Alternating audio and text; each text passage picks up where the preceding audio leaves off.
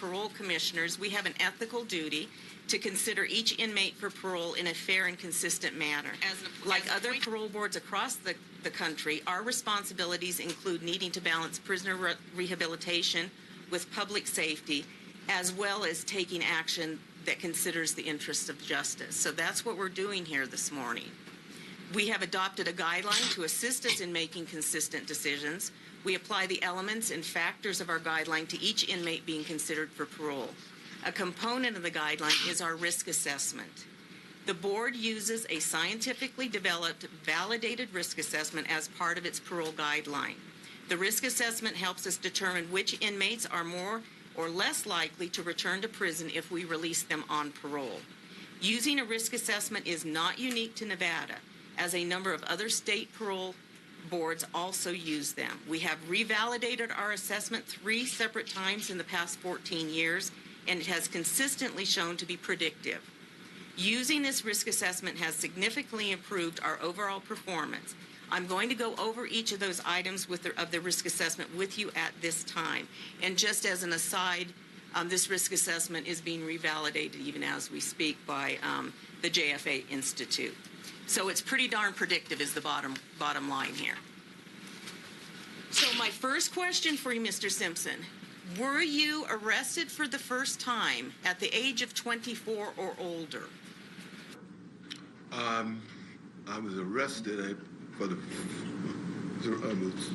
first time, I think, at the age of 46 or 47. You were over the age of 24? Yes, ma'am. Okay. And am I correct that you have never been on parole or probation before, therefore you have never had a parole or probation revocation? That is correct. Okay. And I have that you were unemployed at the time of this offense because you were in retirement status.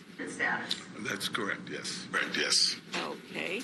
Now, this is a property conviction. We're currently hearing you on the robberies and the enhancements. And so you have been assessed as a property offender. Now, we've also assessed you as having a substance abuse problem. I'll tell you why that is. You have indicated also in the past that alcohol had a big factor in this particular crime. And the fact that you have spent the last almost 9 years in prison because of an alcohol-related incident would be indicative of having some sort of at least temporary substance abuse problem. So we have scored you with having some history there. We have Ms. Mayo. And we have that you are currently, well, very recently turned 90 years old. 90, I'm sorry about that. I feel like it, though. How about we take 2 decades off and call you 70?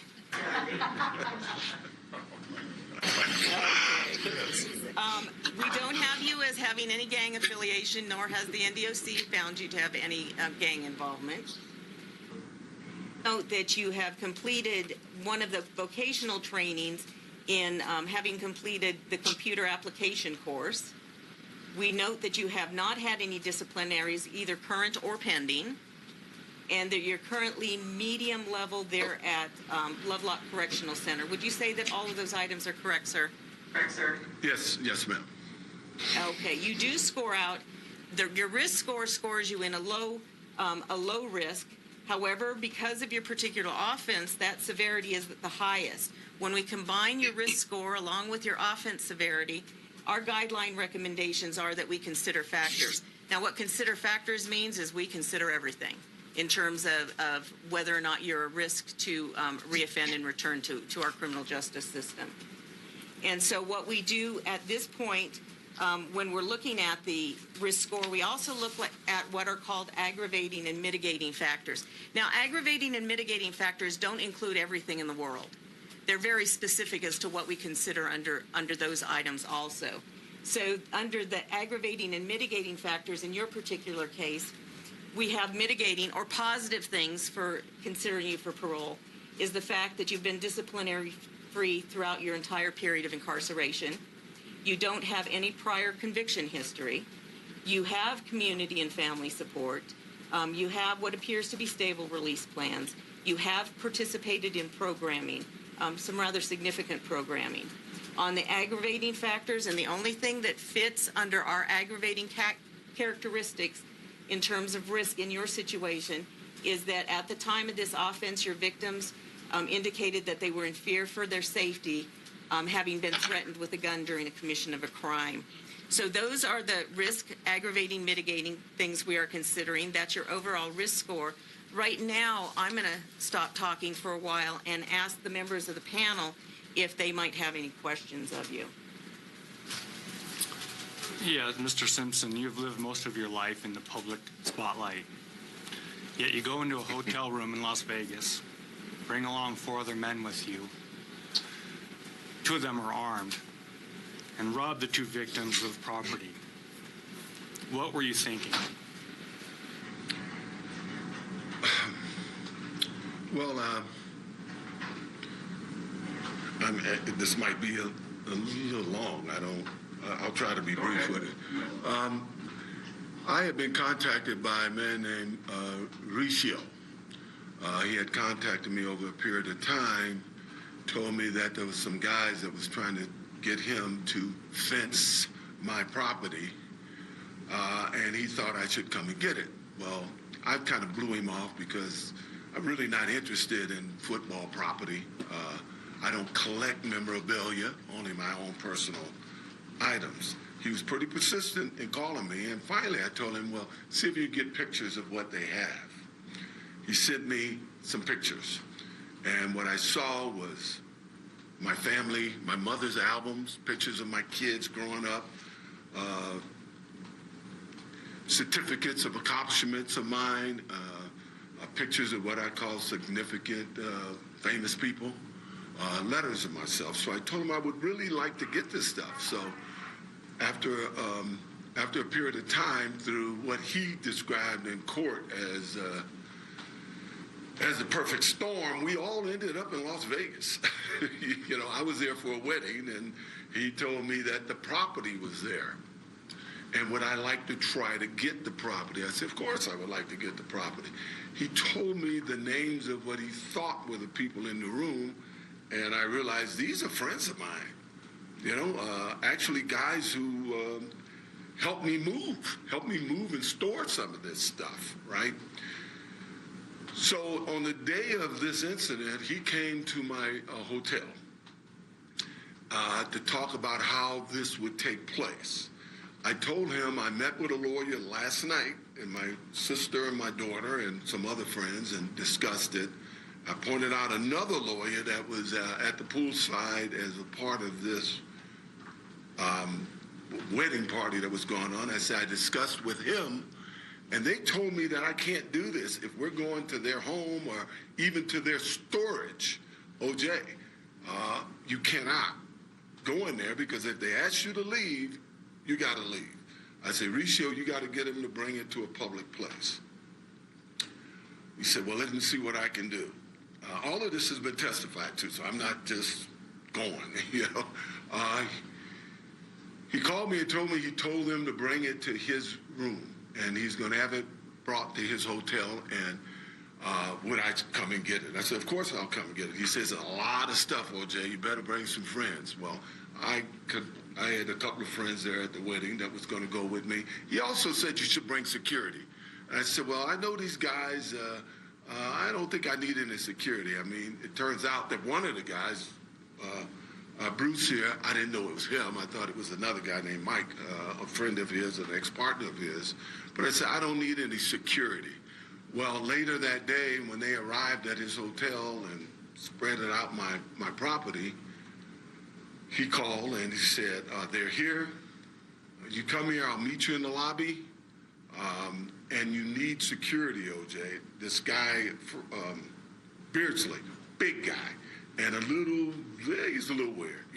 You know, I think anybody that knows him knows he's a little different. I still told him this guy is not dangerous, man, but he says, man, bring some security. During the day when he was there, he met people from the wedding, and one guy, McClinton, said he did security in Las Vegas, and it would help his business if he could have me as a client. I told him I didn't need him, but after he insisted that I bring security, I said, I can use your help. I went to the hotel. I met Mr. Ricio in the lobby. The two guys, they also met us there, which was a big mistake, obviously. I realized that quite soon after this. And Mr. Riccio led us to his room, put the key in the door, and let us in. I know I've seen the last 2 or 3 days the media reporting we broke in the room. Well, we didn't break in any room. Mr. Riccio brought us into that room. When I came into the room, I noticed spread out everywhere was my personal property. You know, the only thing I saw that was on display that wasn't mine was some baseballs, and I made it clear to everybody, those are not mine. All I want is my property, and I think there's a tape of it.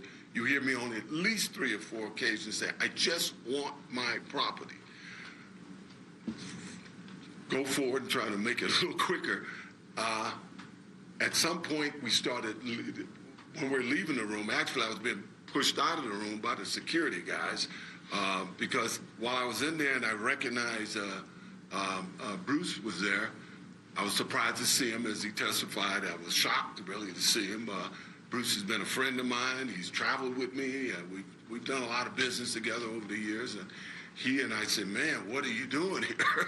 You know, he explained to me why he was there and why he had my property there. And I told him, but geez, you should have told me. I accepted, I understood why. You know, it was 06, 07. People were losing their homes. A guy owed him money, couldn't pay him the money, gave him my property to sell. I told him I understood that, but you still should have told me. We had a chance to talk about this at a later date, and he apologized. I accepted his apology. I apologized for these 2 guys that got pointed a gun at him. He's traveled with me. He's known me when I've had security. He's known me when a venue has supplied security, and there were times he even had to act as security for me. He knows I would never, ever direct anybody to point a gun at him or even threaten him. I've never done this in my life. I want to point out, you mentioned all those gun charges. Bruce and Alfred, they made it clear during the trial that I had no weapon. They didn't feel threatened by me, and from what you said, and that I didn't threaten them. It was the other 2 security guys that did that. And I haven't made any excuses in the 9 years that I've been here, and I'm not trying to make an excuse now. They were there because of me, you know.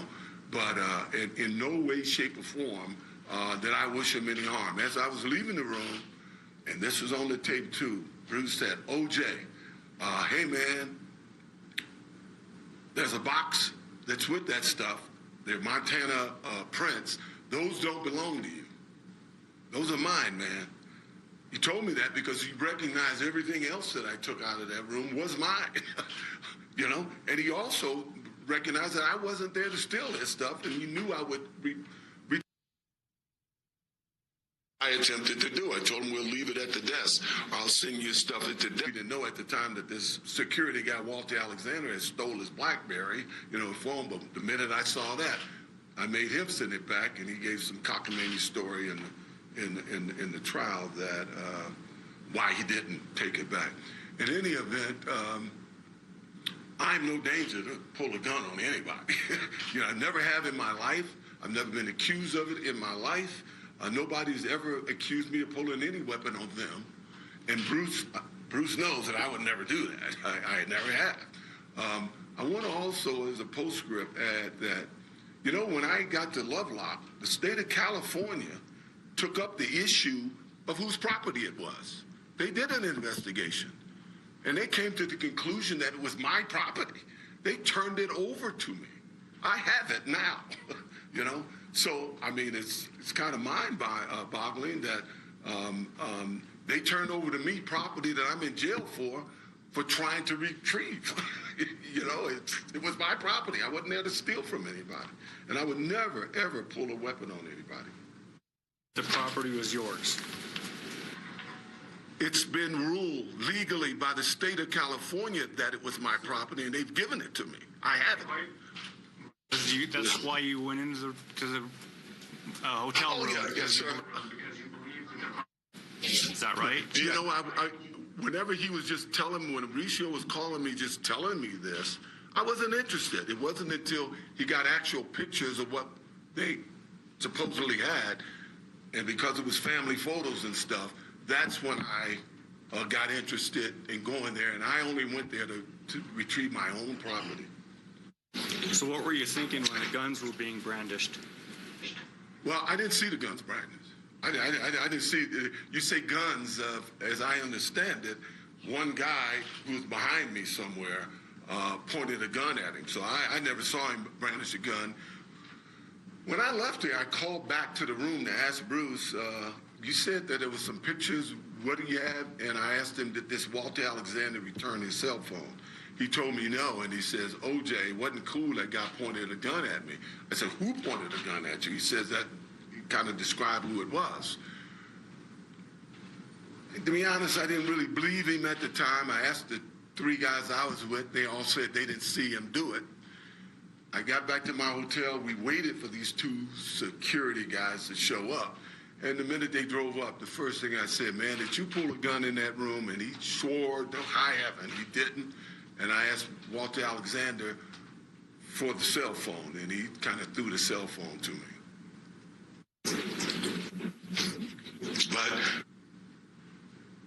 But I wasn't aware until I was in the car driving back to our hotel that this guy had actually pointed a gun at him. Now, earlier in the day when he was talking to me, trying to get me to let him come, I didn't hire him. He said it was for free and all of that. He did show me. I didn't know this guy. I knew the Alexander guy, but I didn't know this guy. He showed me his license. He showed me his CCR. I would assume that the state gives a guy a CCR and stuff. They vetted him. I should have vetted him. I didn't really need him. I knew these guys weren't dangerous.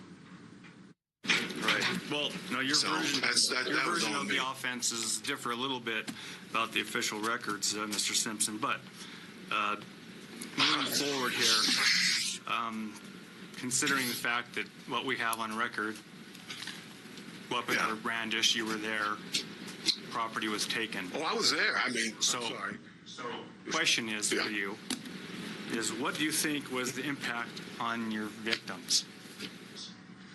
Well, I know what the impact was. We've talked about it. Mr.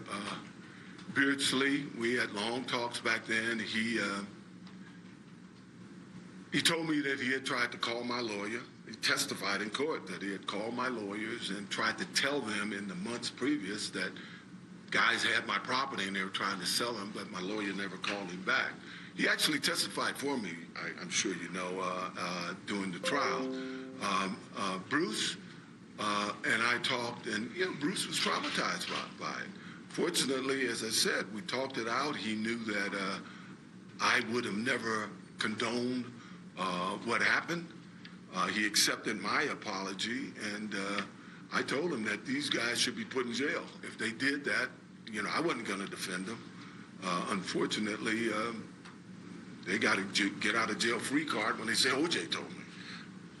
Nothing I could do about that. But I want to point out that, Bruce, I knew his family. When his mother was terminally ill, I'd call. She was a fan. I'd call her and sing to her. The night before or the night of the jury's verdict, his son actually called me and tried to give me a head up on something to do with memorabilia, and told me that he and his mother was cheering for me. This family knows that I wouldn't wish any harm on these guys ever. These guys are friends of mine, and I'd like to think we're friends again. Thank you.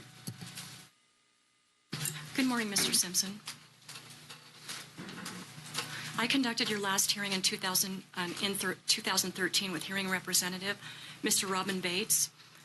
You recall that hearing? Yes, I do.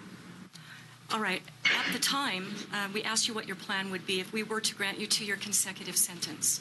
And you told us that you were going to complete commitment to change. Have you done that? No, I haven't. At one point, I couldn't take the course. I took 2 courses that I guess you guys don't give much credit to. It's called Alternative to Violence. I think it's the most important course anybody in this prison can take because it teaches you how to deal with conflict through conversation. I've been asked many, many times here to mediate conflicts between individuals and groups. And it gave me so many tools how to use it to try to walk these guys through, not throwing punches at one another. Also, at one point, a couple of guys came to me and they said, OJ, I understand you're a Baptist. We're Baptists and we have no Baptist service here. Can you help us get a Baptist service here? I worked with them. We now have an ongoing Baptist service that's well attended. I attended religiously, and plenty is attended. And I realized in my 9 years here that I was a good guy on the street. I'm sure when Bruce get here, he'll tell you I was always a good guy. But I could have been a better Christian, and my commitment to change was to be a better Christian. All right, thank you. Well, we do know that you've programmed over your term of incarceration. You have completed victim empathy, alternative to violence, both basic and advanced, in computer application.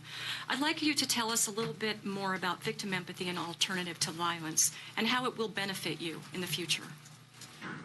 Well, as I said, the alternative to violence courses, I've always thought I've been pretty good with people, and I've basically spent a conflict-free life. I'm not a guy that ever got into fights on the street and with the public and everybody, but as I said, they give you a bunch of little tools about how to talk to people instead of fighting, instead of throwing punches. Tools that I've used here that, is how you talk to people, it's the tone that you use. The victim empathy was, once again, I didn't really see that in this case. I didn't really see that Alfred Beardsley was really affected by it all. But Bruce was affected. Bruce was, I saw that he was affected, and as I said, I would have done anything not to have that happen. If for no other reason. I regret this because he had to have this guy point a gun at him. And he told me, he said, man, the guy put a gun in my face. And I said, as I said in the beginning, I didn't believe it, but I know it's to be a fact now. So, in that empathy course, it pretty much tells the guys who's all there, they have you talk to your victim and what would you say to him, if you were to see him now, and for you to take, responsibility for what you did and to recognize how it affected their lives. As I said, Bruce expressed to me how it affected him, and as I told him, I couldn't be more apologetic for him going through that. Thank you. I know that alcohol was a factor in the instant offense. Have you addressed this issue as you stated you would? Well, I think I made it clear back then, I've never had an alcohol problem. And if I took that alcohol course, it would have been more, for my children, in case they ended up having a problem. Well, my kids don't have a problem. I don't think anybody's ever accused me of having an alcohol problem or any kind of substance problem. Of course, on that day, I had drinks on that day, but it was a wedding celebration. But I've never had a substance problem at all. So I didn't. Okay, well, you told us in our We're last going to hearing attend you were going AA, to and that's the attend reason AA. for my question. Was a factor in the instant Yes, I know. offense. Hadn't you been drinking that day? Yes, as I said, we were celebrating a wedding thing.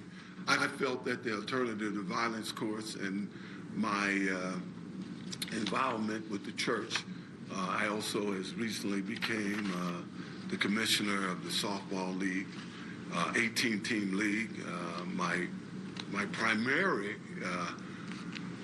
responsibility was rules enforcement and player deportment. Guys, it's hot. The guys play. They argue. My job is if they get surly with one another to remove them from the game, and if it goes beyond that, to go to Coach Fraley and have them suspended. I've never got any blowback from the guys because they know that I've done the best that I can, and I'm just trying to keep them out of trouble. So my agenda was full. Here I've been active, totally active in all the years I've been here. I don't have much time to sit around and do anything. I don't know if that answers your question. So of all of the programs that you've had an opportunity to complete, what do you believe is the most significant for you personally? Well, for me personally, it was an alternative to violence. As I said, I think that should be mandatory for every inmate here. You know, once again, guys get hot here, and, you know, we've had our share of fights here. And as I said, I've been called in sometimes to try to keep guys from fighting. And you have groups, you know, it's the Serenos are fighting, the Northtown boys, they all, I mean, it's crazy. And most of the time, it's over something really, really stupid. You know, in a basketball game, somebody will say something to somebody, or somebody will go to somebody to complain to them about it. And it's how they complain to them about it that actually initiated the conflict, you know, the fights. So I for the life of me, I don't understand why that is not a mandatory course for everybody here.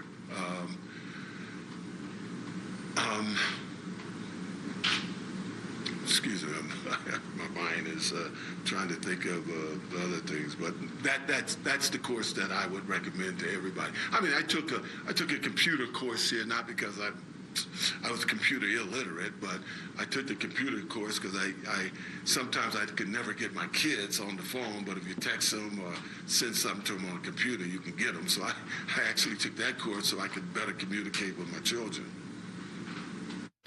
All right, and have these programs prepared you to return to the community setting? I believe so. You know, I've missed a lot of time, like 36 birthdays with my children, and you know, I spent the 12 years leading up to this incident in Vegas raising two kids in L.A. I mean, I'm sorry, in Miami, and you know, with all the media stuff, you know, we got these guys like Jeffrey Felix making up stories and stuff. That was happening out on the street also. But I was able to keep their eye on the ball.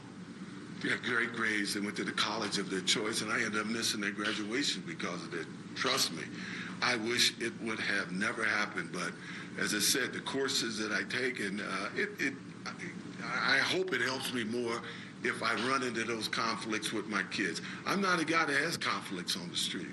I don't expect to have any when I leave here, but I feel that I'm much better prepared. But more so from, I think, my commitment to being a better Christian, because I thought I was a good guy.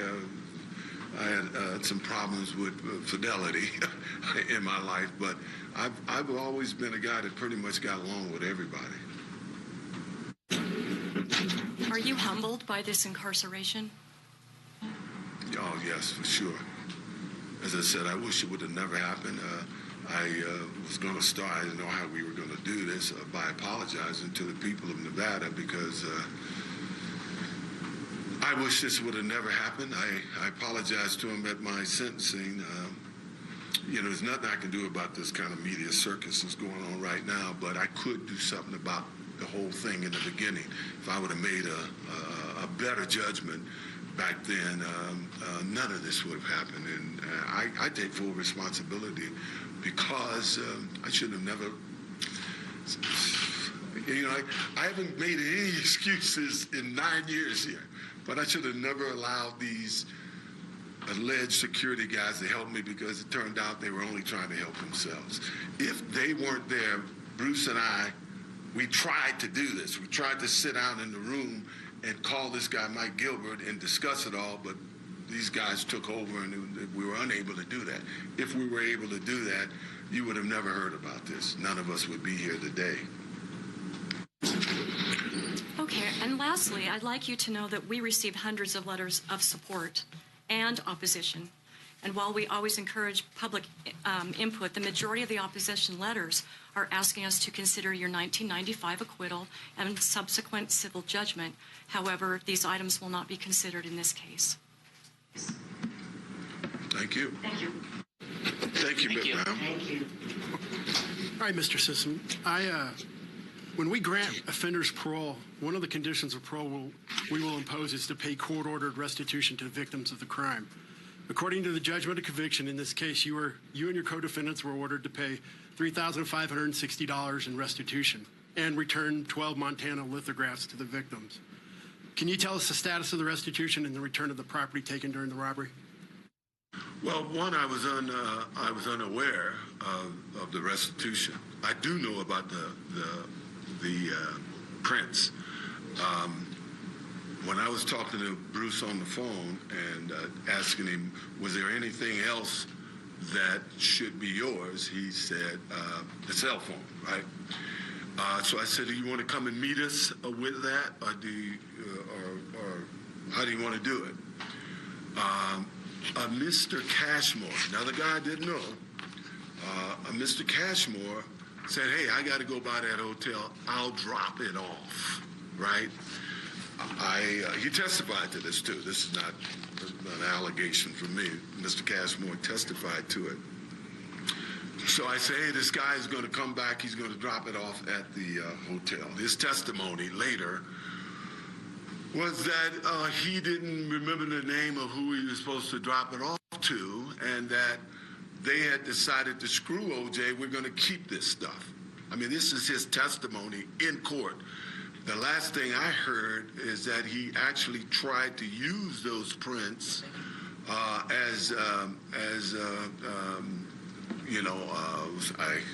can't find the word, to get his bail with his bail bondsman. He was trying to use it as I can't think of the word.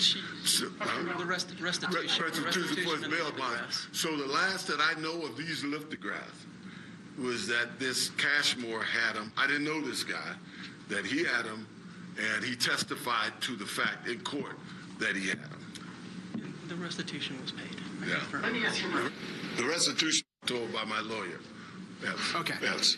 So the total restitution has been paid, and there is no pending. Yes. The property has been returned to the lithographs as well.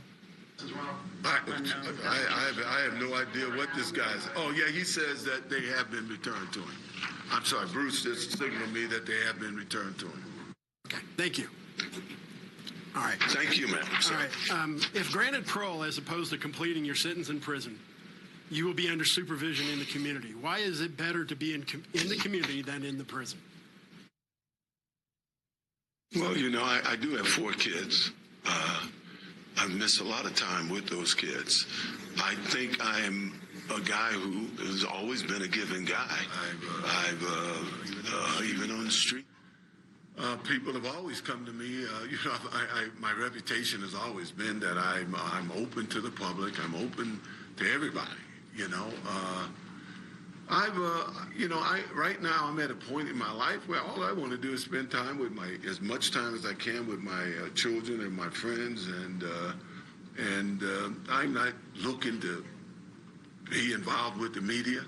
I've had so many offers for interviews when I've been here in Lovelock, and I've turned them all down. I'm not interested in any of that. I've done my time. I've done it as well and as respectfully as I think anybody can. I think if you talk to the wardens, they'll tell you I gave them my word. I believe in the jury system. I've honored their verdict. I've not complained for 9 years. All I've done is try to be helpful and encourage the guys around there, hey, man, do your time, fight in court, and don't do anything that's going to extend your time. And that's the life I've tried to live because I want to get back to my family. All right. Do you realize that if you're granted parole, you could be returned to prison for any violation or conditions of parole? Yes, sir. You understand that? Yes, sir, I do. All right. Now, Be easily as not drinking alcohol to excess, associating with ex-felons, leaving the state without permission, being subject to search and seizure. So there's going to be a whole slew of conditions you're going to have to follow. And do you think you can be successful with the terms of parole? Oh, beyond a doubt. I mean, I haven't drank in 9 years, and most of my life, I could be stopped and searched whenever they, I'm not a guy who lived a criminal life. I'm a pretty straight shooter. I've always tried to be a good soldier, and I have no problem, none whatsoever, in living with those conditions. Here's the other side of that. As an easily recognized person in the community, if you're granted parole, how will you handle public scrutiny in the community? Well, I've been recognized ever since I was 19 years old. I'm sure Bruce will tell you, wherever we've been, it's always a crowd. This is not new to me. Rarely have I, even in the last 20 years, rarely have I person give me any negative stuff in the street. I mean, people give you looks and everything, but I'm pretty easily approachable. I've dealt with it. See any problem dealing with the public now at all.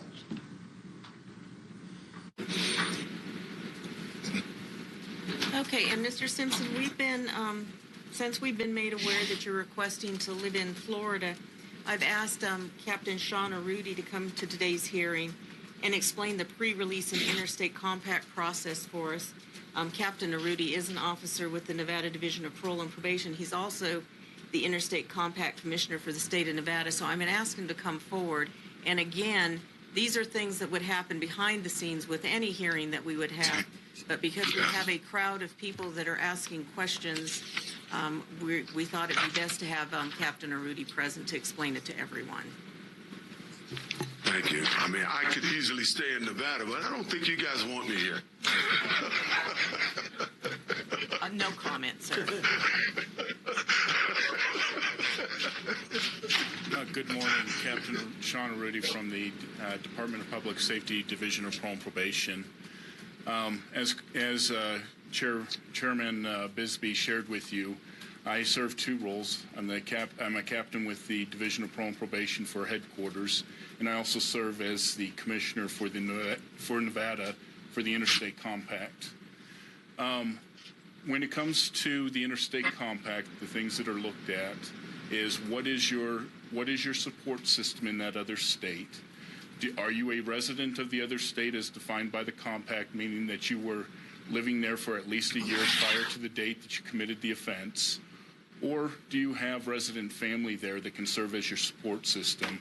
And resident family is fairly specific, but adult siblings and adult children can serve as your resident family sponsor to provide you with that tie to the other state that would allow you to qualify for a transfer.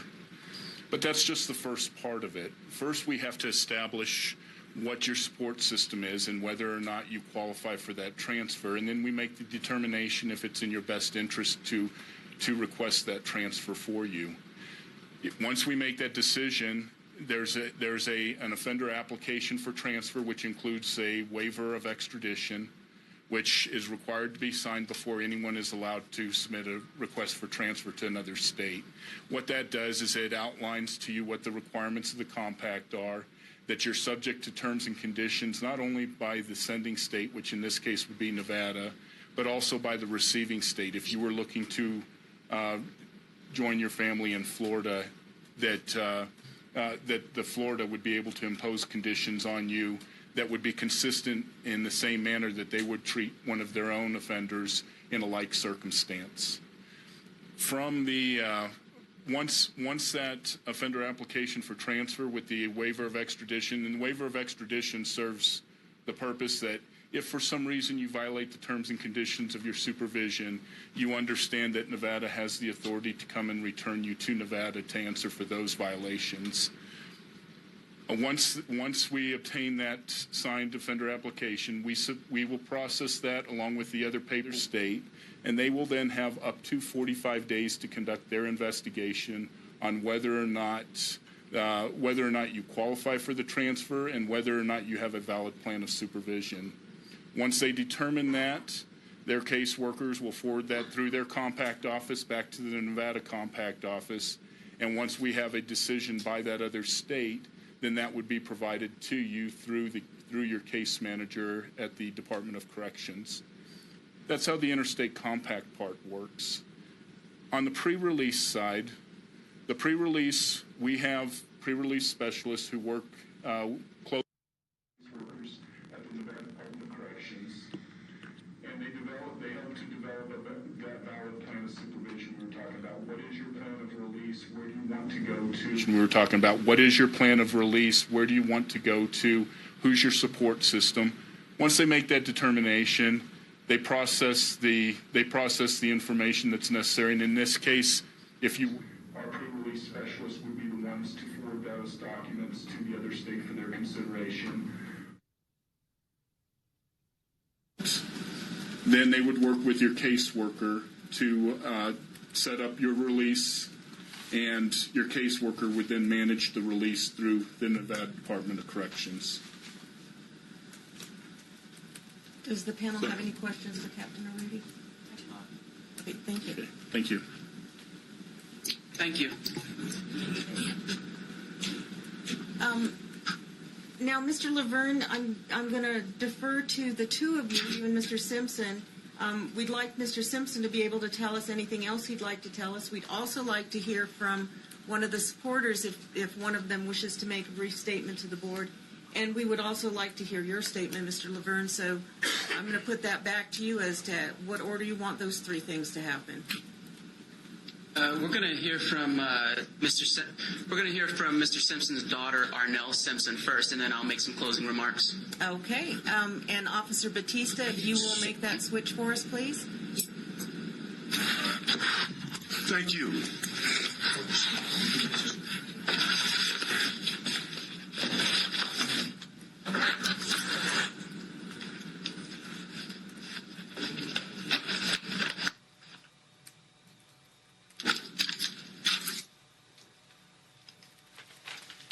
Good morning, ma'am. And if you will give us your name and for the record and your relationship to Mr. Simpson.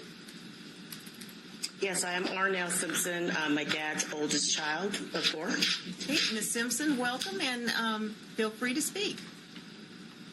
Thank you. I'm a little nervous, so bear with me. So are we. I know it's a lot.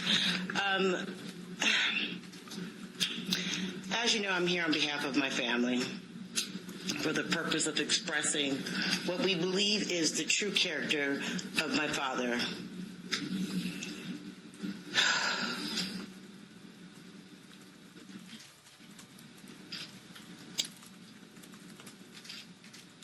No one really knows how much we have been through this ordeal in the last 9 years. Excuse me.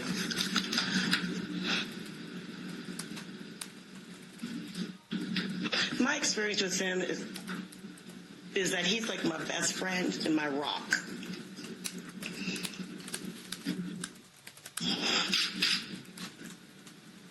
And as a family, we recognize that he is not the perfect man, but he's clearly a man and a father who has done his best to behave in a way that speaks to his overall nature and character, which is always to be positive no matter what. He has spent the last 9 years in Lovelock, as we all know, and has been a perfect inmate, following all the rules and making the best of the situation, which is truly amazing to me under the circumstances. The choice that he made 9 years ago that resulted in his sentencing were clearly inappropriate and wrong and counterproductive to what he was trying to achieve. As a family, we were all there to celebrate a wedding of a very good friend. As his daughter, I can honestly say my dad recognizes that he took the wrong approach and could not handle the situation. He could have handled the situation differently. My siblings, I, and family know that he didn't make the right decision on that day, but we know that his intentions were not to go in and to just make the wrong decision at the wrong time. Throughout this ordeal, we have remained close. We have stayed strong. And I, for myself, am grateful to God for giving us the strength to get through this last 9 years and to stay positive always, no matter what. And a lot of that is because of him. So on behalf of my family, my brother, my sister, an aunt, an uncle, his friends, We just want him to come home.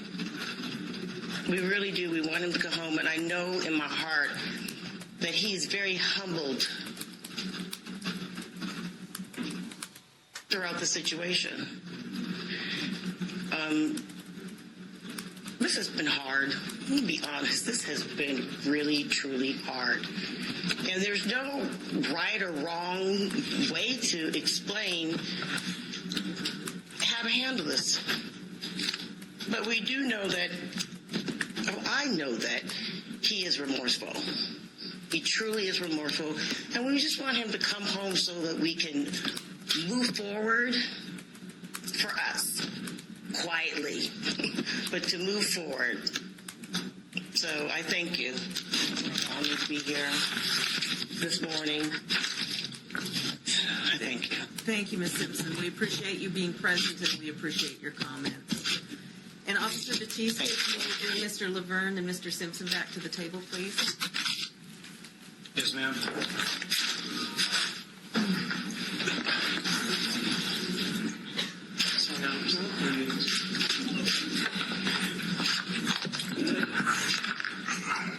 And Mr. Laverne, this would be the time for you and Mr. Simpson to make any closing remarks that you'd like to make.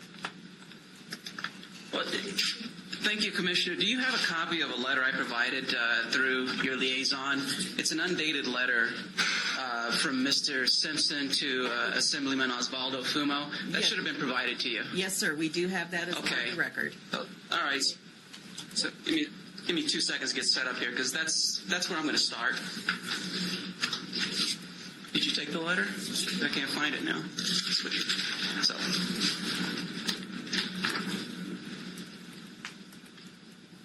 And the letter, as you can see, is very short, so I think it would be appropriate just to read it into the record, if the commissioners would allow me to. That'd be fine. Okay. But the first thing I have to do is find it.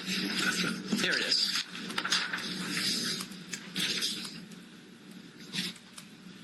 By way of setting this letter up, by the way, the most important part about this letter is that this was not a letter that Mr. Simpson provided to me, okay? What happened is Mr. Simpson at some point wanted me to communicate with an individual by the name of Osvaldo Fumo. He's an assemblyman now, and prior to that time, and still now, he's an attorney. And in the interest of full disclosure, he actually was one of Mr. Simpson's attorneys during the habeas proceedings related to this case. But since that time, Osvaldo, or Ozzy as I call him, he's a friend of mine too, he became an assemblyman with the Nevada legislature. And after that, Mr. Simpson sent Mr. Fumo a letter, and I found out about that letter not through Mr. Simpson. I found out about this letter through Mr. Fumo when I was advised to thank Ozzy Fumo for providing some books and some educational equipment to the prison here at Lovelock, Nevada. And so I'm going to read that letter. And by the way, Mr. Simpson did authenticate this letter this morning. I only produced this to him this morning when I got to see him prior to this hearing. He did indicate that he was the one who wrote this letter. And even though it's not dated, he indicated it was probably sent to Ozzy within the last 9 months or so. So, dear Legislator Fumo, first of all, allow me to say how happy I was to hear about your new position as a state legislator, although I was not surprised to hear about your interest in furthering the education and helping of prison inmates. I must admit, I've always taken my exposure to education for granted, partly due to my prowess as an athlete. I have always been afforded opportunities for higher education. It wasn't until I got to prison that I realized just how many people did not have the exposure to said education, in part because of their circumstances, i.e. gangs, bad neighborhoods, lack of parental supervision, poverty, etc.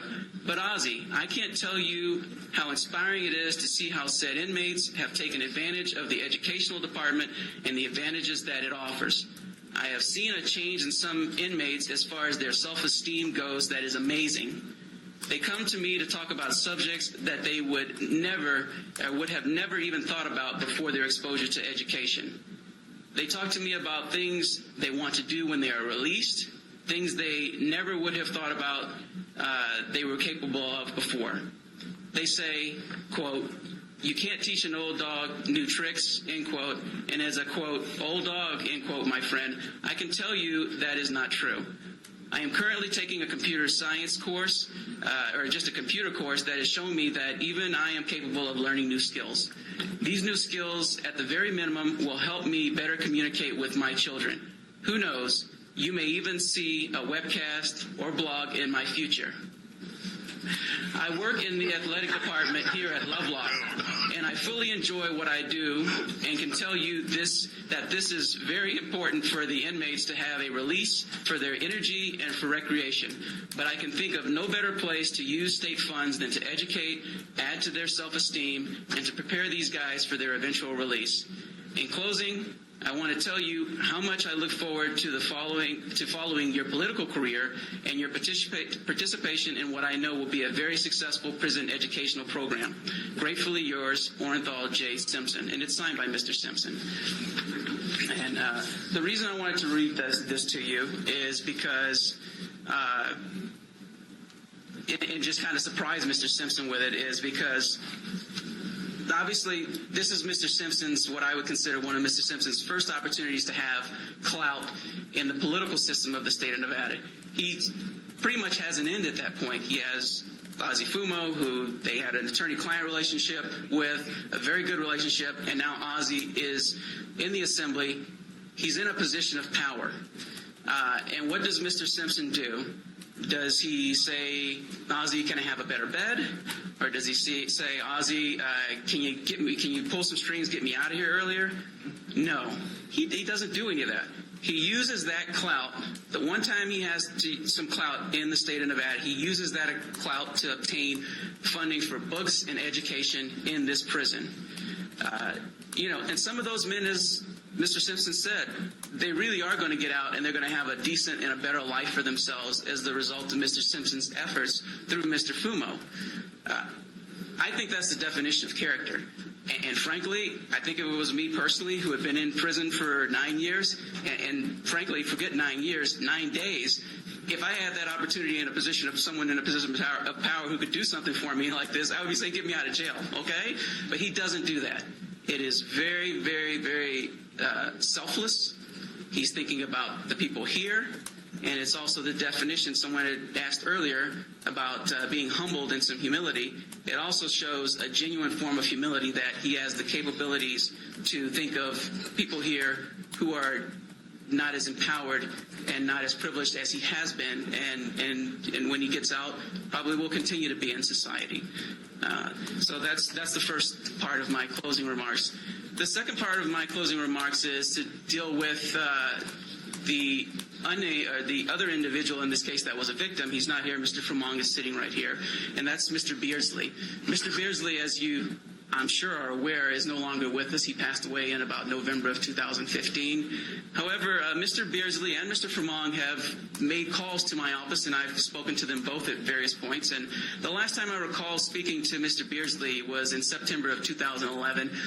This is not that long after I'd maybe been representing Mr. Simpson for a couple of years at that point. I was a little uncomfortable that Mr. Beardsley, who is a victim in a case, and my client is considered the person who victimized him, was calling me. So I did explain to him that I wanted to record the conversation, and he consented, and I asked him if he wanted an attorney before he talked to me. He said he was fine.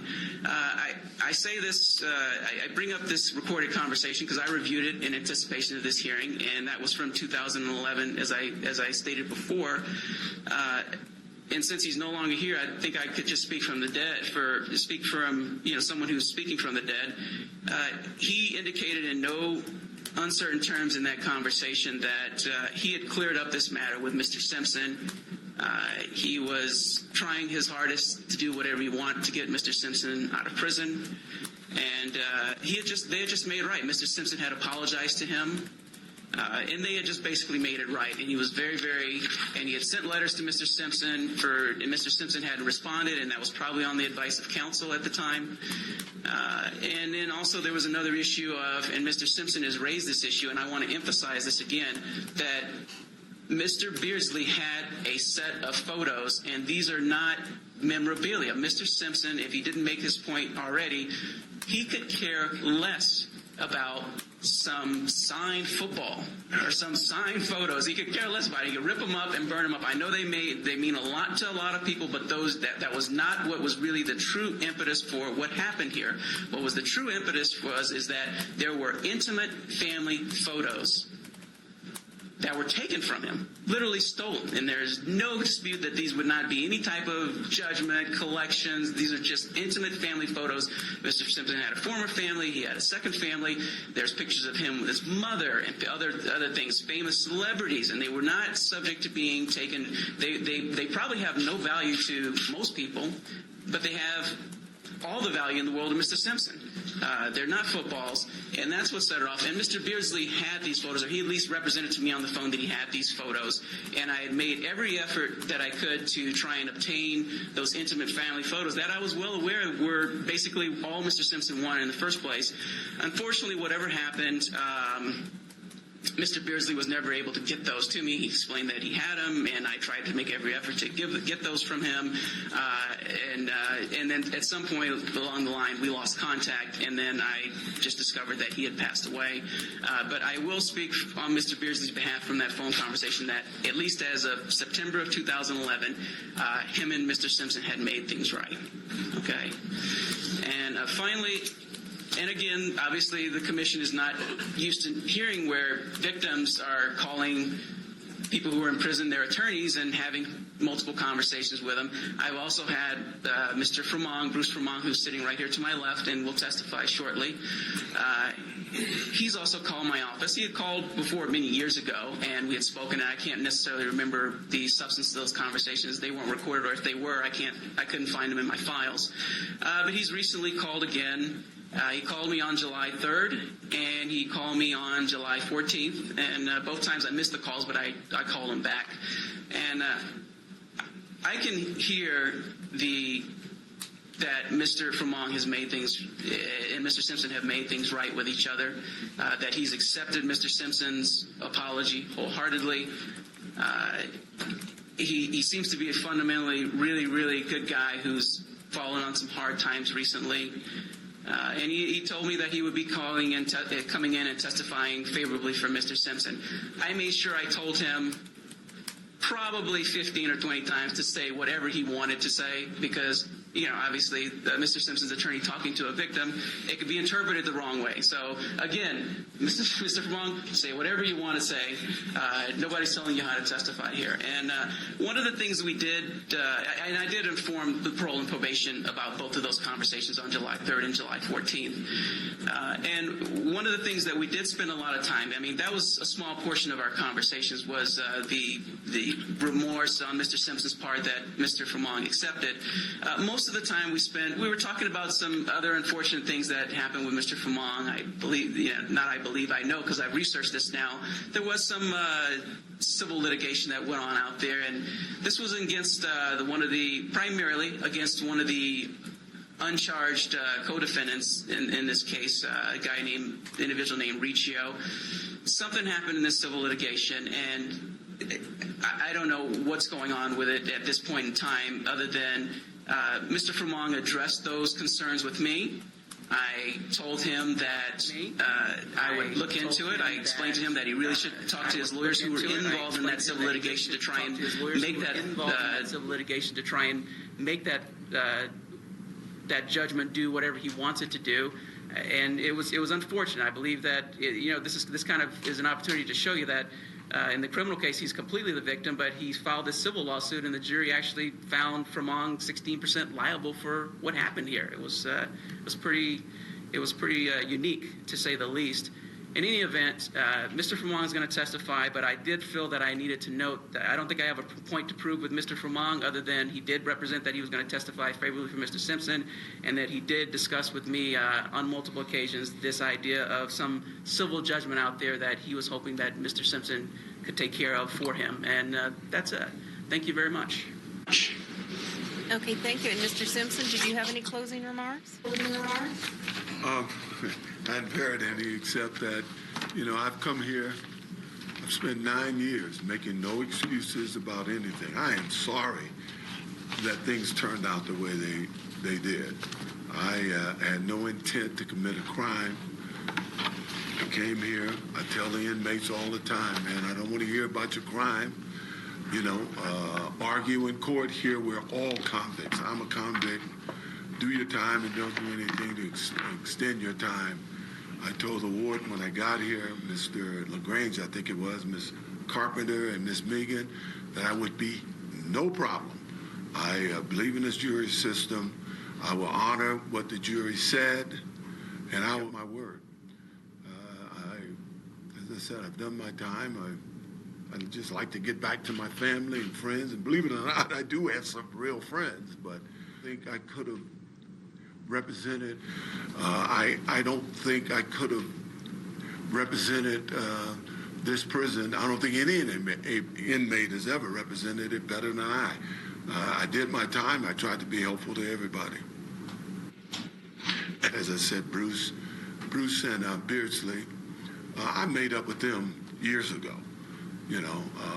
So I'm sorry it happened. I'm sorry to Nevada. I wish Riccio had never called me. I thought I was glad to get my stuff back, but it's just not worth it. And I'm sorry. Thank you.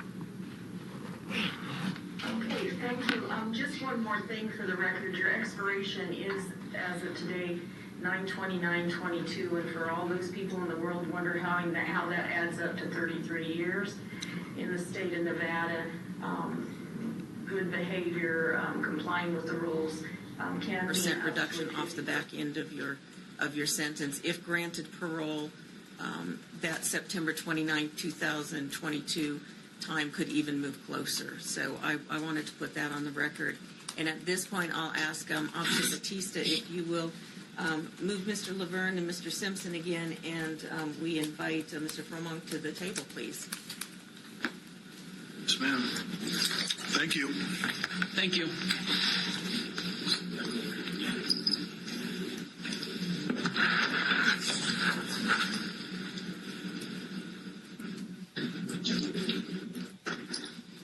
And Mr. Fromong, if you will put your own name on the record for us, please, and then proceed. Yes, it is Bruce Fromong, and I'd like to thank you for the opportunity to be able to speak today. First and foremost, I'd like to state that I'm not here just as Mr. Simpson's friend of almost 27 years, because that I am. But today I'm also appearing as the victim of the crime on September 30th or September 13th of 2007. On that day, I felt that Mr. Simpson was misguided, not by himself, but also by Tom Riccio. He was led to believe that on that day there were going to be thousands of pieces of his personal memorabilia, pictures of his wife, from his first marriage, pictures of his kids, Arnell and Jason, family heirlooms. He was told there were going to be possibly his wife's wedding ring, thousands of things. He was misled about what was going to be there that day. A man named Thomas Riccio had promised him this big package. In reality, Thomas Riccio had never met me in his entire life until the night of the robbery. He got there and saw all this stuff. He went down, he got OJ, and instead of telling him that that's not what was there, he brought him up anyway. And when OJ got there, unfortunately, he was already worked up and had people with him that were hollering and screaming. There was a lot of commotion going on in a very, very small room. Real small room, wasn't it, OJ? And a lot of things happened very quickly. And unfortunately, if OJ had just said, everybody out of here, OJ, Bruce and I need to talk for a minute, none of this needed to happen. But that didn't happen. And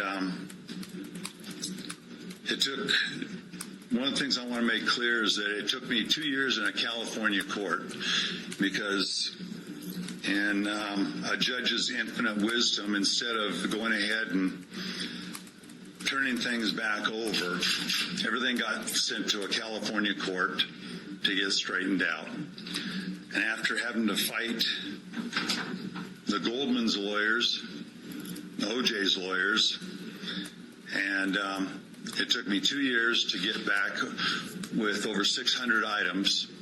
A majority of it did come back to me because I had to go back 19 years through our friendship, but I had to go back 19 years to produce records for almost 98% of the stuff.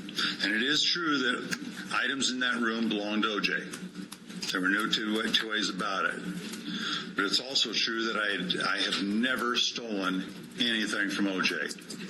I have never stolen from OJ. I think OJ will admit that I did not ever take anything from you. Wasn't you? It wasn't me. Yeah. An ex-partner of mine and his mistress, Christy Lukemeyer, have taken things. Other people have taken things from OJ, but I have never stolen from OJ. OJ is my friend, always has been, and I hope will remain my friend. But there were things in that room, and I admit to that. And I'm sorry things did not work out differently. But there were, and I will make this clear to you, OJ never held a gun on me. There was a coward in that room, a man named McClinton, came up gangster style, acting like a big man. He held the gun on me, not OJ. Another man came in, hit me, not OJ. He never laid a hand on me. A lot of people were yelling, "Bag that stuff up. Let's get out of here." During the trial, after I'd already testified against OJ, and this is why I absolutely believe him, after I'd already testified against OJ, I'd already said everything I had to say, we happened to pass each other in the hallway, and OJ came up to me and said, "Can I talk to you for a minute?" And we had a chance to talk to each other. I told him I'm sorry that I did not get the opportunity to call him and tell him that I had that stuff. Those few items that belonged to him, I told him I'm sorry that I did not take the opportunity to call him because we'd been apart for a long time. We hadn't had a chance to talk for many, many years. And I'd been buying stuff from Mike Gilbert, and I wish I had of. And he said, "Bruce, I can't tell you how sorry I am." And we've got a saying between us, "It is what it is." And he put his hand out. I shook his hand, and I said, "I forgive you." We all make mistakes. OJ made his. He's been here, and from what I've told, he's been a model inmate. He's been an example to others. During the trial, I recommended that he serve 1 to 3 years. That's what I recommended to the DA. And I'm here to say that I've known OJ for a long time. I don't feel that he's a threat to anyone out there. He's a good man. I know that he does a lot for other people. And I feel that 9.5 to 33 years was way too long. And I feel that it's time to give him a second chance. It's time for him to go home to his family, his friends. This is a good man. He made a mistake. And if he called me tomorrow and said, "Bruce, I'm getting out. Will you pick me up?" Juice, I'll be here tomorrow for you. I mean that, buddy.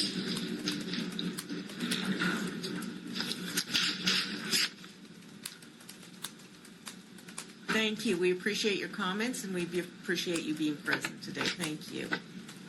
And so, Mr. Thank you for this Laverne opportunity. You're welcome. Mr. Laverne and Mr. Simpson, if you'll return to the table, please.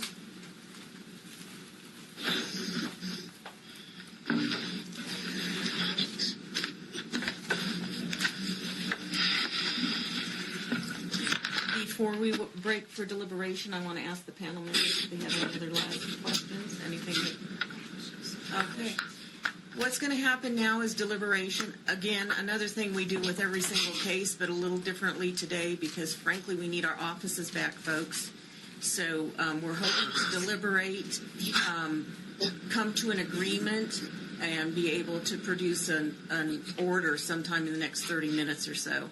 So what's going to happen is we are going to break and then after deliberating, we'll come back to this room. I'll ask each commissioner to vote. I'll vote myself.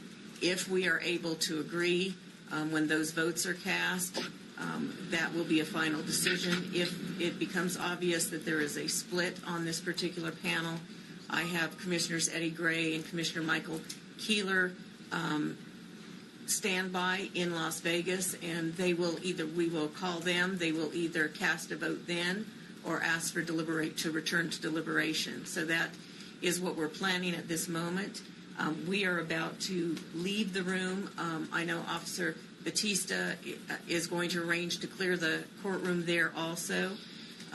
I ask that here that you give us about 2 minutes to clear out of the room so that you're not chasing us down the hall.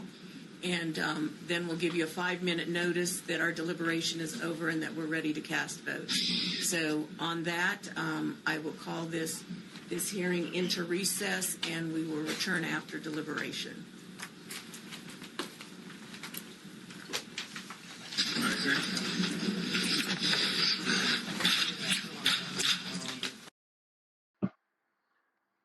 All right, we will come back when the decision is made. Thank you all for watching. Thank you for watching my video. If you'd like to see another video just like this one, go ahead and click in the top left-hand corner. If you'd like to see a video that's one of my greatest hits, go ahead and click the box in the top right-hand corner. If you would like to support me on Patreon, click the box in the bottom left-hand corner. And most importantly, please subscribe by clicking the box on the bottom right-hand corner. Thank you very much for watching. I hope to see you again soon.